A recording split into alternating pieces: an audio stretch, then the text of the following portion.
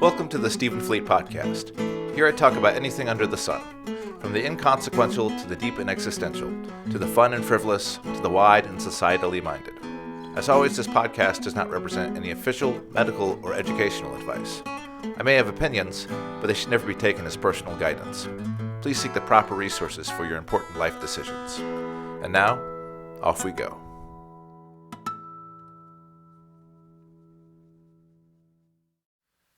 Minecraft offers a plethora of possibilities for one's gaming pleasure. There's base building, world building, town building, terraforming, redstone devices, writing in books, simply socializing on a server, role-playing together, exploration, locations to plunder, combat, item customization, player-made challenges, player-made games, and just good old mining too. Yet at the center of it all is the concept of efficiency. It is present from the very first log you break.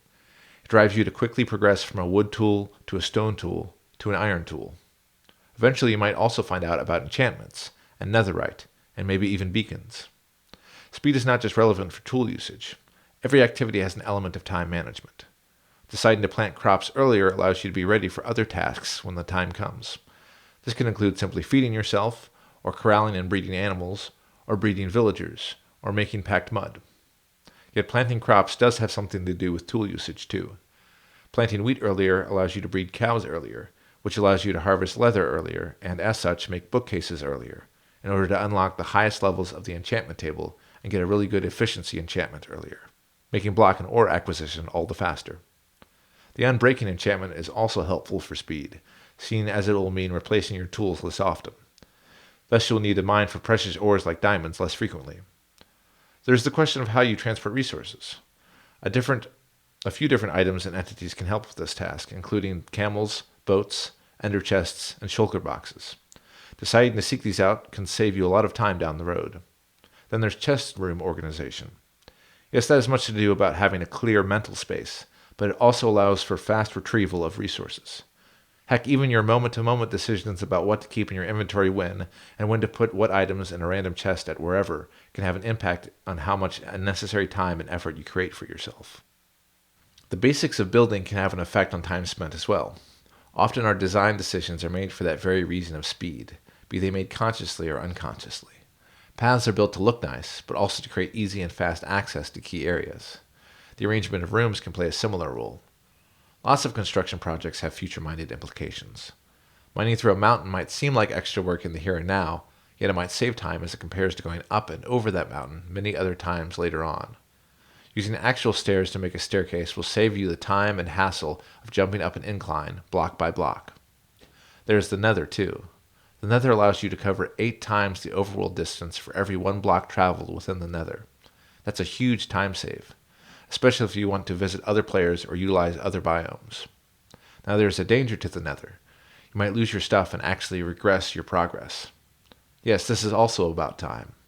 After all, better armor and weaponry is in itself a way to save yourself the time and hassle of prolonged combat, and after a respawn, running back to try and collect your stuff. And yet another route will stack up huge piles of time save for any place of frequent visitation. So it might just be worth it.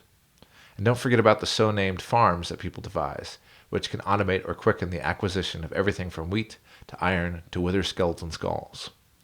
And it's not just about each individual activity. It's about the ordering of them too. Doing one project before another project may save you quite a substantial amount of time, depending on the circumstance. Or doing 2 tasks simultaneously might save you time, like if they both involve the same faraway biome. These are the temporal calculations of Minecraft. A player need not, and will not, consider every decision through this lens. Yet time management is embedded into almost every game mechanic. Simply instinctually, players will make time-saving decisions that shape their playtime and their creations. So yeah, Minecraft is a speedrun. It's always a speedrun. You need not actually have one final goal or spend every moment attempting peak efficiency. The essence of speed is already baked in. By playing survival Minecraft, you will inherently do exactly what speedrunners do. Try to find faster ways of realizing your goals and organizing your activities in a sensible and efficient order. It is funny that one of the most relaxing games is all about speed. But the nice thing about Minecraft is, even if you're a bad speedrunner, it doesn't really matter. You still get to be creative, and you still get to have fun. Happy crafting. Thank you for listening to the podcast. If you would like to listen to more, there are extra episodes available via my Patreon. Link in the description.